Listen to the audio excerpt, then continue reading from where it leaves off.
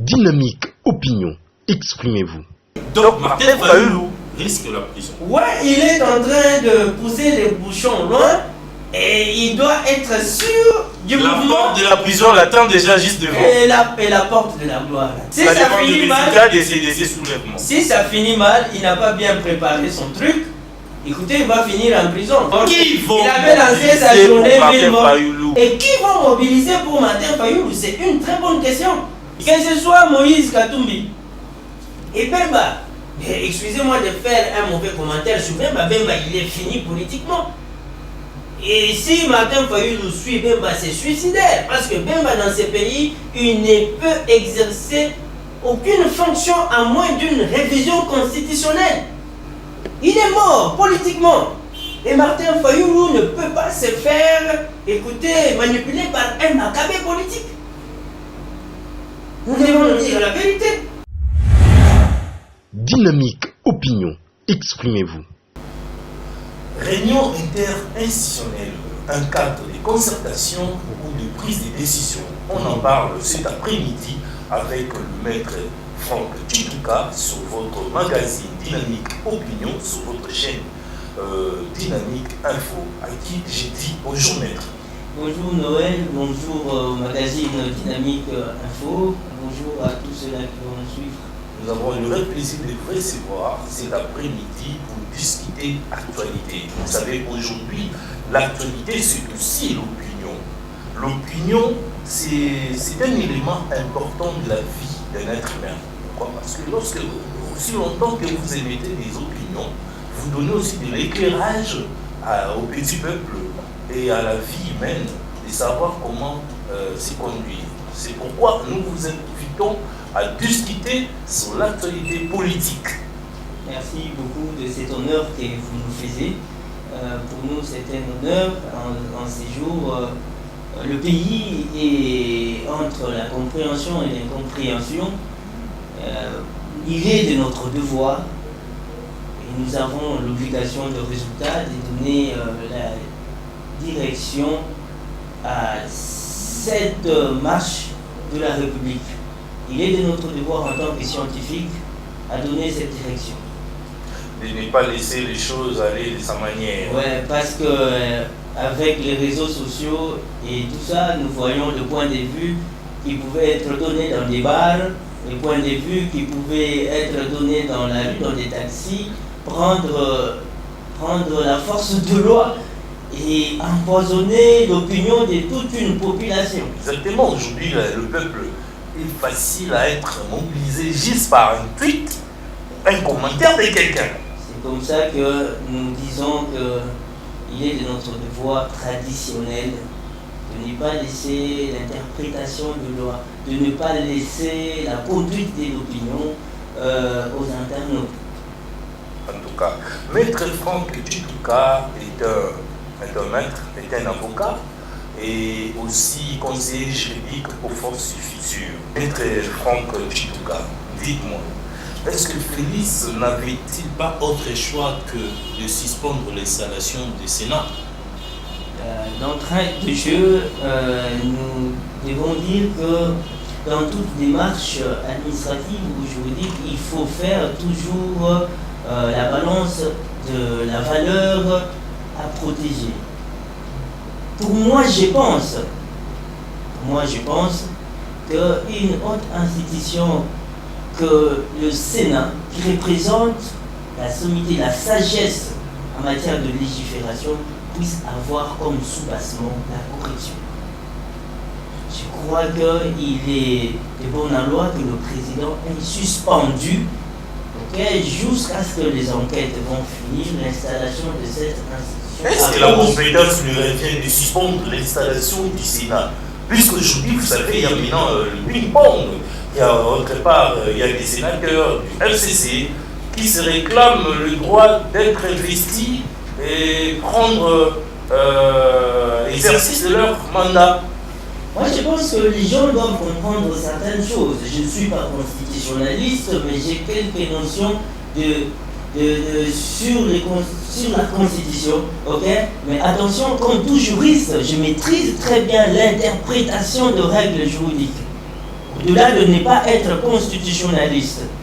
C'est vrai qu'il y a la constitution, mais il y a les us constitutionnels ou la coutume constitutionnelle. Pourquoi je parle de la coutume constitutionnelle? Parce que, écoutez, il y a eu déjà un précédent dans ces pays. Vous vous souviendrez très bien que le président Kabila a dû repousser les élections pour les 3 territoires, les 3 circonscriptions, Yumbi, Butembo, ainsi de suite, sur base d'une réunion interinstitutionnelle. Et à son temps, cette institution n'était pas attaquée. Et à son temps, je dis, cette institution était acceptée. Et que voilà, ok, cette habitude de se réunir en réunion interinstitutionnelle est considérée comme une habitude, comme une coutume constitutionnelle, quand bien même n'étant pas inscrite dans la Constitution. Mais quant à la question de savoir est-ce cette coutume est contre la Constitution, nous allons interroger la loi. Nous allons plus rapidement. Les problèmes est que qui annonce l'annulation, la suspension, tout ça, puisque par rapport à ce que vous êtes en train de dire, je pense que la CENI avait bien annoncé le report des élections à la ville de Butembo, Beni et Yumbi. Mais aujourd'hui, nous voyons le président de la République annoncer à travers le cabinet, avec le cabinet, qu'il y a eu suspension de l'installation du Sénat. Mais ça dépend. Ça dépend. Est-ce qu'il y a une obligation, est-ce qu'il y a une loi organique organisant cette réunion institutionnelle qui dit au sortir de cette réunion, telle institution doit prendre parole? Il dit non. L'article 69 de la Constitution nous dit que le président de la République doit jouer à l'arbitrage. Il est d'abord le garant de la Constitution, du respect de la Constitution, mais il joue à l'arbitrage quand il y a collision interinstitutionnelle. Et quand il joue à l'arbitrage, il agit en tant qu'arbitre. Et en tant qu'arbitre, on décide. Et il a décidé, moi je trouve que voilà, ces cadres interinstitutionnels, quand bien même n'étant pas institués dans la Constitution, ok, n'est qu'une forme d'application de l'arbitrage de l'institution président de la République. Ce qui n'est pas contraire à la loi. Ce qui n'est pas contraire à la loi, mais vous savez que la décision des frères chroniques fait couler leur chrysalide. Aujourd'hui, les sénateurs, surtout plus un Sénat qui a été raflé à 90% par les RCC, ils ne sont pas d'accord. Mais ouais, écoutez, c'est bien la vérité. Aujourd'hui, écoutez, même la Constitution elle-même comment on appelle, ne consacre pas la corruption. C'est vrai que, écoutez, le pouvoir d'organiser le processus électoral, machin, revient à la CENI. La CENI ne doit pas donner l'impression qu'elle est en train d'organiser ça dans un pays sans loi. Mais la coordination entre les lois est très importante. Et je ne vois pas, ok, une autre institution comme le Sénat avoir comme fondement la corruption. Quelle leçon nous devons donner à nos enfants? Parce que nos enfants nous suivent.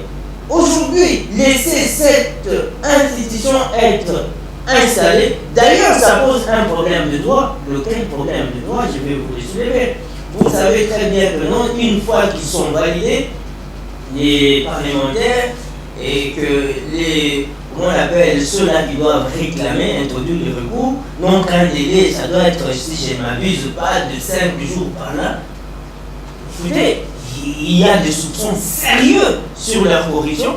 Imaginez-vous qu'ils soient installés et que les enquêtes pénales, prennent énormément de temps et que la corruption revenait à être confirmée dans leur chef, le recours sera ordonné parce que nous aurons dépassé le 5 jours. C'est comme ça que je dis, il est vraiment de bonne loi que le président ait suspendu, pas l'élection, ait suspendu, pas le Sénat, mais ait suspendu l'installation de ces Sénats. Parce que ces Sénats, sur ces Sénats, pèsent multiples soupçons, entre autres la corruption. Nous sommes en train d'analyser. Je vais encore plus loin. Vous vous souviendrez avec moi que non, avec ce résultat, je ne dis pas ces résultats, mais plutôt avec les actes posés pour obtenir ces résultats, ok, la clameur publique a été écorchée. Vous n'allez pas me dire que ce sont juste le partisan du président Tshisekedi, mais je vais vous rafraîchir la mémoire. Le chargé de l'anticorruption du président Kabila Luzo, le grand Bilessa, s'est retiré. C'est un signal important. Et non seulement lui, Mami Moulumba s'est retiré. Mami Moulumba, ce n'est pas n'importe qui, il fut ancien Premier ministre. Et ainsi de suite. Peut-être que vous allez prendre cette décision, comment on appelle, justifier ça par le fait que l'UDPS n'a pas eu de bons résultats. Mais je vous dis qu'il y avait déjà des inclinations de part et d'autre. Et les plus grandes inclinations ont été plutôt révélées au bon moment par le grand FCC. Maître Franck Chitouka, dites-moi, devons-nous parler d'une corruption ou de la trahison au chef de députés provinciaux de l'UDPS? Parce que, vous savez, il y a aussi quelque chose. Nous sommes en pleine campagne. Si on vous offre quelque chose, si on vous donne quelque chose, est-ce qu'il s'agit de vous corrompre ou de vous inviter à voter en faveur de la personne qui est en train de vous offrir quelque chose? Est-ce qu'il s'agit d'une corruption? Parce que, à ce que je sache, une corruption, c'est le fait de ne pas faire ce que vous êtes appelé de faire. Vous comprenez? Est-ce que le fait de prendre une décision allant à favoriser un seul camp, l'UDPS, ce n'est pas biaisé quelque part? Déjà, nous devons réfléchir ensemble. Il y a des évidences devant lesquelles nous ne devons pas échapper. Entre nous, il faut que l'opinion le sache, il faut que la population l'assimile. L'UDPS ne s'attendait pas à grand-chose. Parce que le travail premier n'était pas bien fait. L'UDPS n'a pas eu autant de députés provinciaux pour 12 députés provinciaux, pour s'attendre à grand chose. Et même si, disons, que ces députés provinciaux avaient respecté le mot d'ordre de leur hiérarchie, je ne suis pas de l'UDPS, les résultats qui auraient sorti des urnes, n'allaient pas franchir la balance.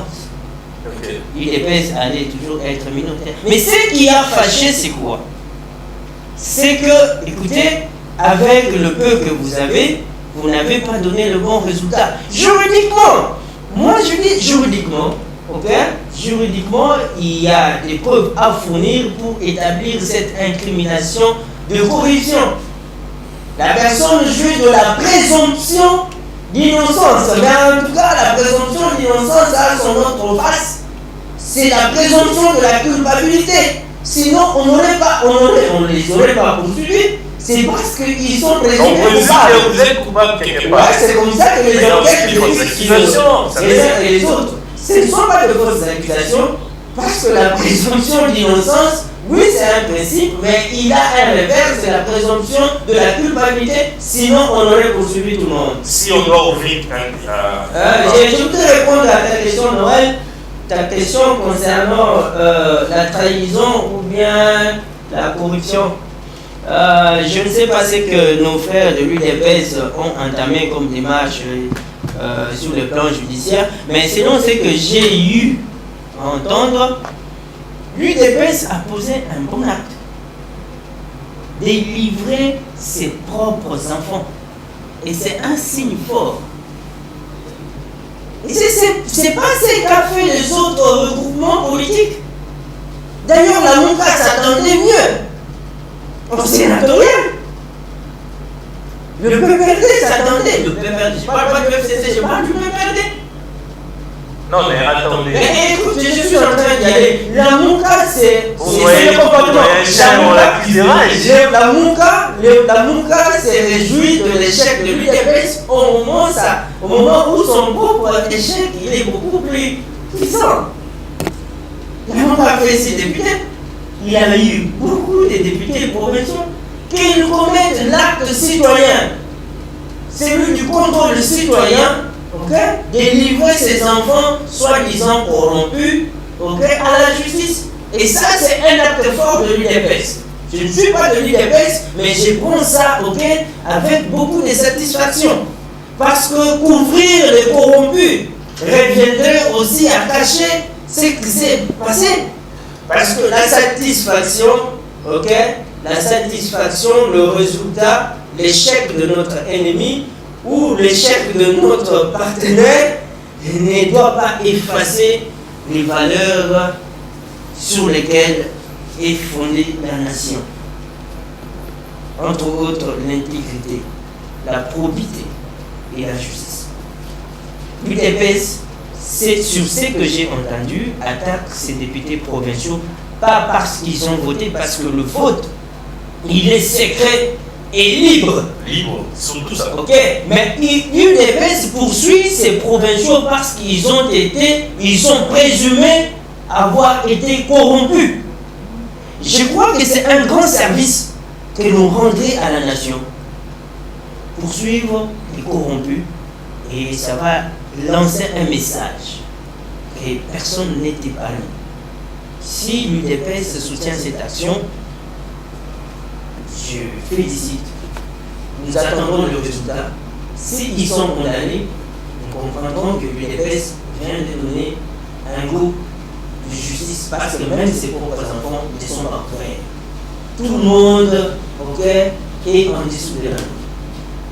Tout le monde est en dessous de la loi est plus forte que tout le monde, ce qu'on peut dire comme ça, mais vous pensez vraiment que c'était bien évident d'aller casser, détruire les sièges du PPRD, menacer de mort certains députés provinciaux de l'UDPS, et tuer même un policier, et pourquoi pas aussi tuer un garde-corps d'un député provincial à l'Assemblée provinciale. Pensez vraiment que tous ces actes-là, c'est aussi une manière de revendiquer ses droits? En tout cas, nous devons fustiger certains comportements qui se révèlent de nature infractionnelle, ce qui n'est pas du tout correct.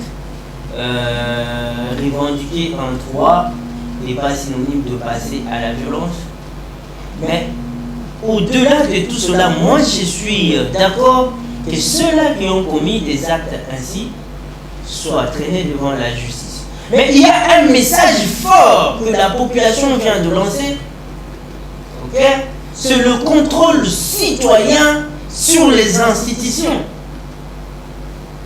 Par ce message, que l'institution, fût-elle présidence de la République, jusque je ne sais pas moi au chef du quartier, sache que la population est debout.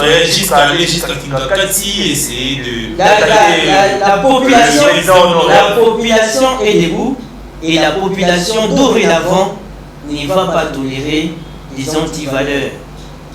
La population ne va pas tolérer les déviances.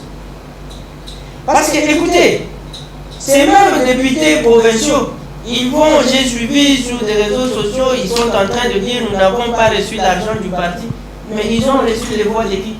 La souveraineté, elle est d'abord populaire. Noël, je te dis, elle est d'abord populaire avant d'être la souveraineté étatique. Le peuple est souverain. C'est une manière de rappeler à tous ces gens à qui le peuple a accordé un mandat. Pour dire que, monsieur, écoutez, vous êtes à laisser pour nous. Et qu'au moindre pépin, il y a des voies par lesquelles la population peut rétablir justice. C'est un message fort. Nous n'encourageons pas les actes de barbarie, nous n'encourageons pas les tueries, le meurtre et tout ça qui entoure. Mais la population aujourd'hui, elle est debout, la population a les yeux ouverts. La population aujourd'hui, elle est vigilante. C'est un message fort. Vous ne pouvez pas blaguer avec un mandat. Le mandat vient de la population et la population a des attentes par rapport à ces mandats. Là, je parle en tant que politicien. Et que si vous prenez ces mandats, ça devient un objet de marchandage, ça devient un objet de défiance, la population est prête à vous sanctionner, non seulement aux élections. Parce que la population, le peuple, la masse n'a pas de conscience. Qui a fait quoi? Ma question est de savoir quel avenir pour l'UDPS avec Kaboun qui a pu, avec Kaboun et ses militants, qui ont désavoué certains députés provinciaux de leur propre parti. Vous pensez vraiment que ça va aller? Tu as transformé à l'émission de l'UDPS. Nous allons quand même commencer. C'est l'actualité. Nous commentons quand même. Mais écoutez, il y a ce qu'on appelle la nature intrinsèque de l'homme. Kaboun n'est pas responsable des comportements ou soit de la mauvaise éducation des gens en matière de gestion de biens publics ou de mandats publics et tout ça. Écoutez, c'est pas de la faute de Kaboun. Kaboun a donné son mot d'ordre. Si ces gens sont des corrompus, il est de son devoir en tant que président du parti politique de le mettre en pâture. Aujourd'hui, ils sont désavoués. Pourquoi? Parce que l'allégeance due au parti n'a pas été respectée. Tu es là pour nous et tu dois agir pour nous. Tu n'es pas là pour toi-même. Et il faut laisser comment on appelle ça institue la prostitution politique, les copinages mondains politiques, le clientélisme, le bradage et tout ça. Non, tu es là pour l'UDPS, tu décides pour l'UDPS. Soit il fallait être un indépendant, comme ça tu allais indépendant. Écoutez, la loi électorale a tout prévu. Tu es désavoué parce que tu n'as pas suivi la ligne de l'UDPS, point barre. Moi, il faut aussi être menacé de mort, comme Pierre Kazadi aujourd'hui a dénoncé sur les antennes de Top Congo et autres médias qu'il est victime de menaces de mort. Parce qu'il a dit il croyait que c'était de la blague. Je ne dis pas qu'il a été menacé de mort, mais c'est un message que nous devons lancer à tous ces gens-là. Il croyait que c'était de la blague, le mandat de l'État. Comme vous dites, c'est pas de la blague. C'est pas aussi de la blague, la mort, c'est pas aussi de la blague. Ah ouais, le mandat de l'État, c'est une mission impossible. C'est une mission impossible. Tu dois savoir c'est à quoi tu t'engages. Parce qu'au moindre faux pas, la mort n'est pas seulement populaire. La mort, elle peut être aussi décrétée par la justice. Alors il ne faut pas avoir peur de la mort quand tu as un mandat populaire. Je crois que c'est ça, ils doivent comprendre que ce n'est pas de la blague, on ne blague pas avec le geste que toute une nation, pour Peter Kazadi, c'est ici à Kinshasa, la population guinoise a posé les 30 décembre sous la pluie. Ce n'est pas une blague. Donc, c'est appelé à rendre l'ascenseur à ceux qui t'ont voté. Et voilà, c'est aujourd'hui, félicitations à la population congolaise de la vigilance qu'elle cultive. Je crois que la vigilance, dorénavant, ne va pas être non seulement électorale, mais le combat citoyen va se répandre même dans nos rues, même dans nos communes. Ils doivent faire tout pour se renseigner sur les budgets communaux. Ils doivent tout pour se renseigner sur l'exécution des budgets communaux, budgets de la province et partout ailleurs. Moi, je salue cette vigilance et je demande à la population de continuer sur cette route en bannissant les antivaleurs. Casser, détruire, tuer. Écoute, je dis sans encourager, Simon Freud dit, c'est un psychologue qui dit que non, voilà, comment on appelle, à force de frustration, la seule voie qui reste, c'est la violence. En fait, l'homme de nature, il est violent. On peut se manifester pacifiquement, on peut s'organiser une marche sans autant casser. Et la paix n'est qu'une exception. Là, je suis en train de philosopher un tout petit peu. Vous savez que manifester naturellement, et si ça ne fonctionne pas, ça va être autant Autant ça arrive, ok, dans la vie de tout être vivant, de passer à la violence. Monsieur Franck, en tout cas, dites-moi, coalition FCC cache quel avenir avec cet envahissement du FCC? Nous avons plus de 300 députés nationaux à l'Assemblée nationale. Nous avons aux assemblées provinciales, et vous savez, il y a aussi pas mal de députés FCC. Aujourd'hui, nous avons au Sénat beaucoup de sénateurs FCC. Quel avenir pour FCC cache? Surtout, bientôt, il y aura aussi la nomination du Premier ministre choisi, je précise, par le président honoraire Joseph Kabila Kabange. Ouais, écoutez, il faut se dire la vérité, ce pays n'est pas, comme on avait le pouvoir actuel, ne s'est pas installé sur base d'un coup d'État ni d'une révolution populaire, en fait que l'on fasse table rase de certains mouvements politiques et partis politiques. Il y a eu élection, ils appellent ça, comment on appelle, transfert civilisé du pouvoir. Je ne vois pas vraiment tout ce qu'il y a civilisé dedans, des civilisations dedans. Il y a eu élection et que le parti du président de la République ou sa plateforme a été aligné et a fait le résultat qu'il a fait, et que suivant la Constitution, le Premier ministre doit provenir de la majorité parlementaire. Ils ont la majorité parlementaire, respectant la Constitution, ils sortent là. Bon, eux-mêmes appellent leur mariage coalition. Bon, la coalition n'est pas la cohabitation. Encore bon, ce sont des mots qui sont impropres pour la démocratie congolaise, au sens où nos partis politiques n'ont pas même d'idéologie. La cohabitation, c'est pas par rapport à l'idéologie et au projet des sociétés. On sent que l'idée politique ne s'accommode pas. Ici, il y a d'autres valeurs qui unissent les hommes politiques, au-delà des idéologies. Donc, parler cohabitation, coalition et tout ça, écoutez, l'avenir est un peu compliqué. L'avenir est un peu compliqué. Pourquoi? Parce que le président de la République a, comme les animateurs de presse ou la majorité des institutions, les gens qui ne sont pas de son camp, ok? Mais tout ça en démocratie se passe toujours sur base de accords. Ailleurs, vous voyez, aux États-Unis, Trump n'a pas la majorité. Et tout ça, ce sont les démocrates qui sont majoritaires. Ça n'a pas tué les États-Unis d'Amérique. Mais plutôt, ce qui doit conduire cette soi-disant cohabitation, coalition, okay, c'est l'intérêt supérieur de la nation et les valeurs républicaines. Mais écoutez, moi, je ne vois pas qu'il y ait une collision entre les institutions, ok? Mais c'est pas là où on condamne, on dit que non, il y a un rangement entre FCC cache. Aujourd'hui, pas plus tard qu'hier, Martin Fayulu dénonce que Félix Tshisekedi est la masse de Joseph Kabila Kabange.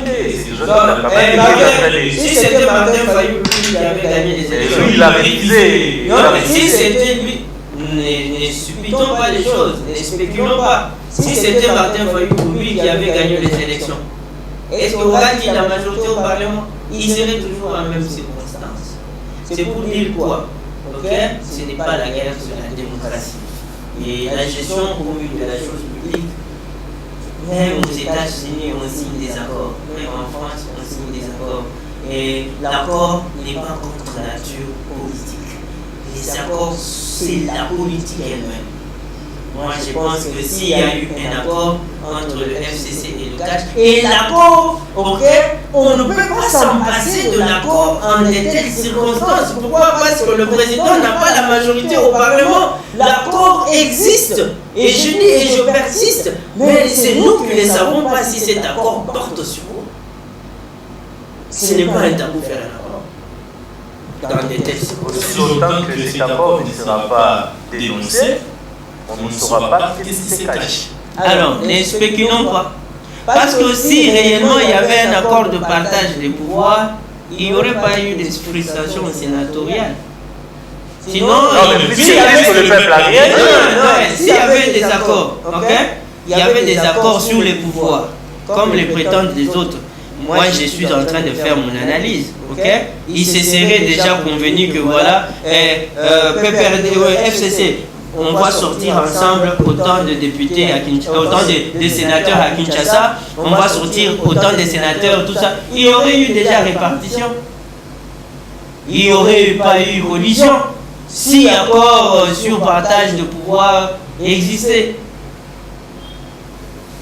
Je crois que c'est ça le raisonnement. La Cinco, aujourd'hui une institution catholique, mais qui s'imprègne de la vie active de la politique. La Cinco qui, hier, nous avons vu Félix en train de leur promettre ne pas trahir la mémoire de son père, Étienne Tshisekedi.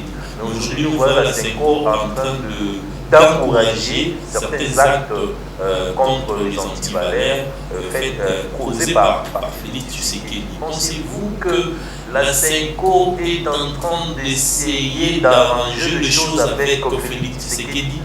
Puisque la Cinco avait déjà avoué Félix lors de l'application des résultats des élections. Ouais, je crois que les grandes personnalités qui animent cette institution de l'Église catholique, ils ont contribué à l'installation de la démocratie dans cette république. Ce sont des gens qu'il ne faut pas négliger.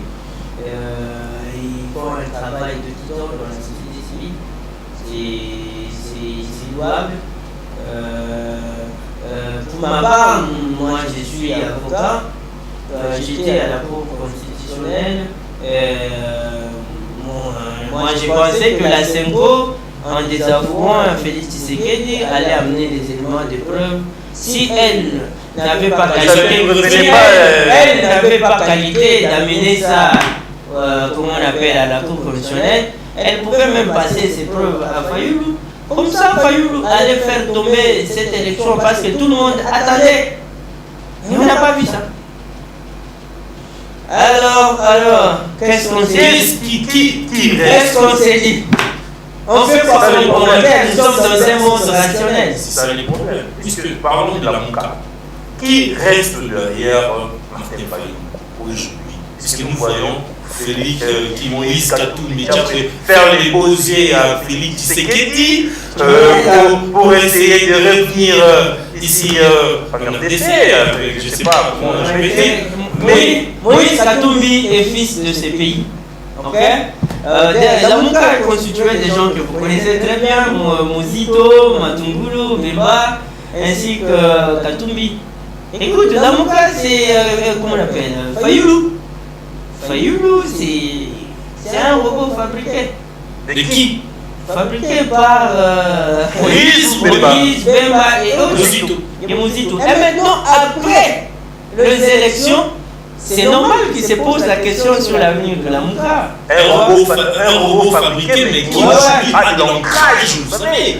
Après, Fayoulou mobilise partout. Fayoulou mobilise, ce sont les missiles par à l'est, ils mobilisent les militants de Moussa Nyamouissi. Si par le Katanga, ce sont les militants de l'ensemble. Si par tout ça, ce sont les militants de Bemba. Mais écoutez, il va se poser un problème sérieux dans la Mouka. C'est le problème de leadership. Si aujourd'hui la Mouka s'est inscrite dans l'opposition, mais qui va diriger la Mouka? Ce n'est pas le président d'un parti politique qui a eu qu'un siège au Parlement. Presque tous les jours. Non, ce n'est pas le président d'un parti politique qui n'a eu qu'un siège au Parlement. Il y a les Moïse qui sont en situation régulière, qui ont fait autant de sièges. Ils ne se laisseront jamais, en aucune façon, être dirigés par, même d'une manière régulière pour composer le gouvernement. La direction du gouvernement, on dit c'est ici la majorité parlementaire. Mais qui va diriger la Mouka? Ça doit être celui qui est ici de la majorité de la Mouka. Mais le monsieur, il n'a mis pas la majorité à la Mouka. Donc il y aura un problème de leadership qui va se poser.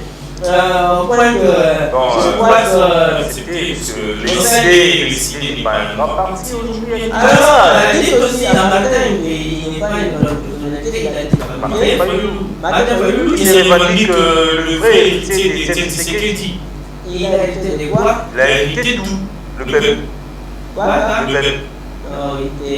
Les peuples aujourd'hui, nous devons le dire, soutiennent le président en place. C'est ça la seule force qu'il a contre le FCC. Le peuple qui l'accompagne chaque fois dans ses mouvements. Les peuples soutiennent le président en place. C'est ce qui fait la force du président en place. Okay? Et si moi je devrais être son conseiller politique, je lui dirais de maintenir la suspension du Sénat, parce que si l'institut le Sénat... Mais jusqu'où? Les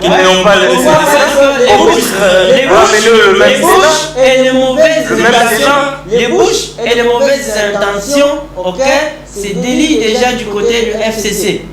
On sent qu'ils veulent poser, comment on appelle, une exception au président en exercice. Et nous n'avons pas besoin d'une autre crise ici en République démocratique du Congo. Qu'ils suspendent cette histoire du Sénat, comme ça leur majorité pour, je ne sais pas moi, mettre le président en cause pour autre raison, c'est suspendu. Jusqu'à ce qu'une année va être consommée, comme ça il n'a qu'à dissoudre cette histoire-là et composer une autre majorité parlementaire ou c'est organiser les élections dans les 6 mois. Je crois que c'est la bonne tactique. En tout cas, c'est la bonne tactique selon vous. Parlons un peu des dernières décisions de Félix Tshisekedi sur la libération du prisonnier politique. Aujourd'hui, nous voyons Diomi Ndongala dans nos rues. Cet après-midi, Diomi Ndongala a été libéré. Il a regagné sa maison. Les familles, les mamans qui peut-être aujourd'hui revendiquent les violences faites aux femmes, les violences faites à la femme et tout. Vous pensez vraiment que ça va arranger cette libération? Vous savez, la politique est au-dessus de toute chose. Cette histoire de Diomi Ndongala n'est pas venue avec Félix Tshisekedi. Avec le président de la CENSA, son excellence c'est pas pour. Ils avaient tout un cahier de charges, la décrispation politique et les cas emblématiques. Ce n'est pas Félix qui avait inscrit Diomi Ndongala là-dedans. Et Diomi Ndongala aujourd'hui joue une libération conditionnelle. C'est juridique, ce n'est pas de la grâce présidentielle. Diomi Ndongala a été libéré conditionnellement. Pourquoi? Parce que son infraction était de droit commun. Avec les prisonniers qui ont obtenu la grâce présidentielle. Ouais. Qu'est-ce qui s'est caché Diomi Ndongala n'avait pas été arrêté pour une question politique. Nous sommes quand même d'accord. Mais Diomi Ndongala avait été arrêté pour une question de viol. Mais dans les circonstances où tout le monde a cru que Diomi Ndongala serait piégé et arrêté, c'est comme ça que son cas a été inscrit dans le cadre de la décrispation de l'espace politique.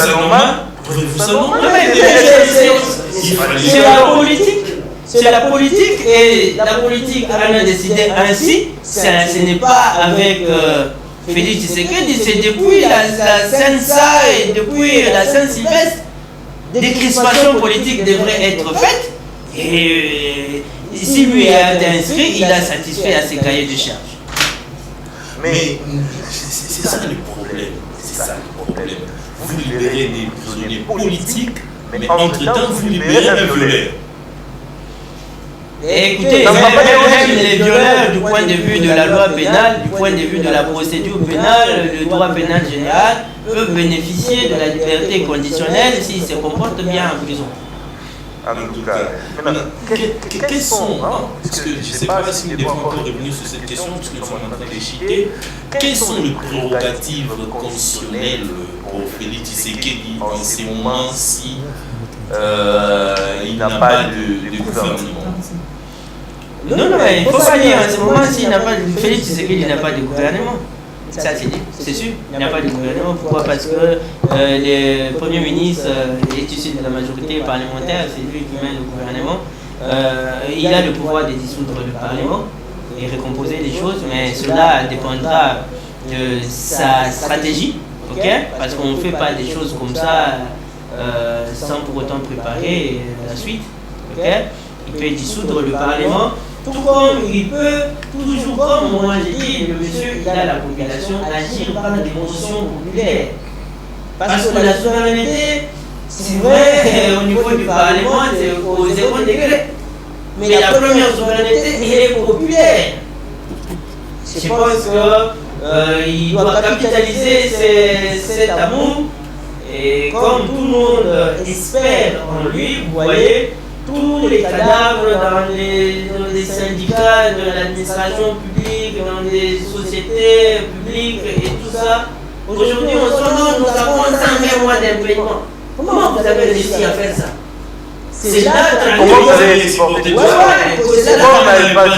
C'est là traduit que la population vient de sortir d'un pouvoir auquel des censures. La population a été traumatisée. La population la bouche de la population a été muselée. Et aujourd'hui, la population retrouve sa voix. Aujourd'hui, la population retrouve le moyen, j'allais dire, de revendiquer avec un président en exercice. Moi, je crois que ce sont une base de la démocratie qui se pose. Mais nous n'attendons pas à la perfection directement. Est-ce que Félix Tshisekedi, dites-moi clairement, dites à nos internautes, Félix Tshisekedi n'est pas aux abois face à tous les désirata du peuple. Tous les jours, ça tapote ici, ça chauffe là-bas, ça brûle ici, ça brûle là-bas. Ça traduit les bilans du pouvoir passé. Et moi, je dis ceci à Félix Tshisekedi, peut-être il va nous suivre. Je dis ceci. Il doit prendre des décisions responsables. Il ne doit pas satisfaire à toutes les demandes. Et aussi, je dis, la vie de la nation en dépend. Il doit avoir le courage de dire aux gens, si je réponds à vos attentes, parce que tout sort du budget de l'État, si je réponds à vos attentes, je ne vais pas faire ceci, faire cela. Parce que la satisfaction de la population, c'est sur le long terme. Ce n'est pas par les biscuits qu'on jette à la population. Non, il doit avoir le courage de parler à la population comme il parle avec la population. Et pour cette fois-ci, je ne saurais pas. Serrer vos ceintures, je sais que je suis en train d'arranger quelque chose. Il est incapable de résoudre tous les problèmes des... Alors on l'attend. Mobutu Wade, le président fondateur, n'est pas magicien. Alors, on ne peut pas tout résoudre. C'est là moi ce que je dis. Je dis au président Félix Tshisekedi, en tout cas, d'avoir le courage là où il ne peut pas, de dire à la population que je ne peux pas, parce que j'ai un autre programme et ceci et cela, il n'est pas obligé à répondre à tout. Dernière question. Dernière question pour que nous puissions chier. Martin Fayulu, tout récemment, appelle au soulèvement. Il veut utiliser l'article 64 de la Constitution. Si cela ne réussissait pas, trouvez-vous pas que Martin Fayulu est en train de passer ses limites avec tout ce qu'il est en train de faire? C'est ça le revers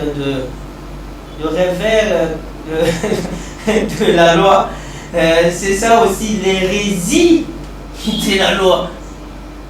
En fait, quand tu fais un coup d'État et que ça réussit, tu es héros, hein. Donc c'est déjà un coup d'État. Ouais, non, je dis que c'est un exemple. Quand tu fais un coup d'État que ça réussit, tu es un héros. Et si ça ne réussit pas, tu es un criminel. Mouvement insurrectionnel. Ouais, on dit c'est mouvement insurrectionnel et tu fais la prison. C'est ça l'hérésie. Donc Martin Fayulu risque la prison. Ouais, il est en train de pousser les bouchons loin et il doit être sûr du mouvement. La porte de la prison l'attend déjà juste devant. Et la porte de la gloire l'attend. ça dépend de comment ça va finir. Si ça finit mal, si ça finit mal, il n'a pas bien préparé son truc. Écoutez, il va finir en prison. C'est comme il avait lancé sa journée ville morte. Il avait lancé sa journée ville morte. Il avait lancé sa journée ville morte et rien ne s'est passé. Et qui vont mobiliser pour Martin Fayulu? C'est une très bonne question. Pourquoi? Mboussa Nyamwisi peut très bien mobiliser, mais Mboussa Nyamwisi a fait un rapprochement avec le président Félix Tshisekedi. Gabriel Kyungu qui a dit ne pas faire les bras de fer avec Félix. Que ce soit Moïse Katumbi et Bemba, excusez-moi de faire un mauvais commentaire sur Bemba. Bemba, il est fini politiquement. Et si Martin Fayulu suit Bemba, c'est suicidaire. Parce que Bemba, dans ce pays, il ne peut exercer aucune fonction à moins d'une révision constitutionnelle. Il est mort politiquement. Et Martin Fayulu ne peut pas se faire, écoutez, manipuler par un macabé politique. Nous devons nous dire la vérité. Maître Franck Chitouka, Jean-Pierre Bemba est déjà fini. Il est fini politiquement. Parce que l'arrêt de la Cour constitutionnelle a confirmé que le monsieur est corrompu. Et pour prétendre à n'importe quelle question que ce soit dans ce pays, l'actualité, Jean-Pierre Bemba est en train de réclamer des millions de dollars, des millions d'euros à la Cour pénale internationale. Ça, c'est pour le procès principal. Encore que cette démarche-là, écoute, ces juristes et ces avocats, il faut les voir bien de plus près. Une action en dommage et intérêt contre une institution internationale, est-ce que c'est devant cette même institution internationale? Point d'interrogation, il y a débat dessus. Même ici, il a interjecté cette action, il a milité cette action, c'est parce que pour le procès principal, il a été disculpé. Mais pour la subornation des témoins, qui est confondue aujourd'hui, ok, à la corruption, M. Bemba ne peut postuler nulle part. Si on lit très bien la loi électorale, le monsieur a été déjà condamné pour corruption. Il va postuler où? Il ne peut même pas être maire. Nulle part il peut fonctionner. C'est un macabé politique. Martin Fayulu devra regarder ça, tout ça, Mozito, Matungulu, tout ça. Donc écoutez. Mozito qui promet monter des entreprises contre l'État pour qu'il y ait chaos, pour qu'il n'y ait rien en République du Congo. C'est nous, en tant que population, là, je ne parle pas en tant que juriste, je dis sans effet. Mais écoutez, nous avons assez souffert dans ce pays. Pourquoi pas espérer aucun marché avec cette petite fille d'espérance? Pourquoi pas? Non mais écoutez, les hommes politiques ont vieilli sans grandir. Merci, monsieur Franck Chitouka. Vous avez été vraiment dynamique, vous avez été vraiment dans votre peau pour nous sortir toutes ces opinions. Merci à tous nos téléspectateurs, pourquoi pas nos internautes qui sont bien fidèles à notre émission Dynamique Opinion. Merci à Richard Petit depuis le Brésil qui est en train de nous suivre. Merci à Chouchou Malonga depuis Suisse qui est en train de nous suivre. Merci à monsieur Pascal Nzogu qui ont aidé depuis Suisse. Merci à tous nos fidèles internautes, réagissez, continuez toujours à nous envoyer vos messages et surtout plus vos questions, vos analyses sur la situation politique actuelle ici en RDC. Je pense que vous aurez aussi la place pour vous, surtout vous qui êtes en train de nous regarder, vous désirez réagir comme maître Franck Chitouka. Rendez-vous, c'est sur notre numéro, les 082 014 53 86. Réagissez sur WhatsApp, ça nous fera énormément plaisir. Merci, monsieur Franck Chitouka. Merci beaucoup, Noël. Merci à Dynamique Opinion ou Info? Dynamique Opinion pour le magazine, Dynamique Info pour la chaîne. Merci beaucoup. Merci à tous nos invités. Au revoir. Au revoir. Dynamique Opinion, exprimez-vous.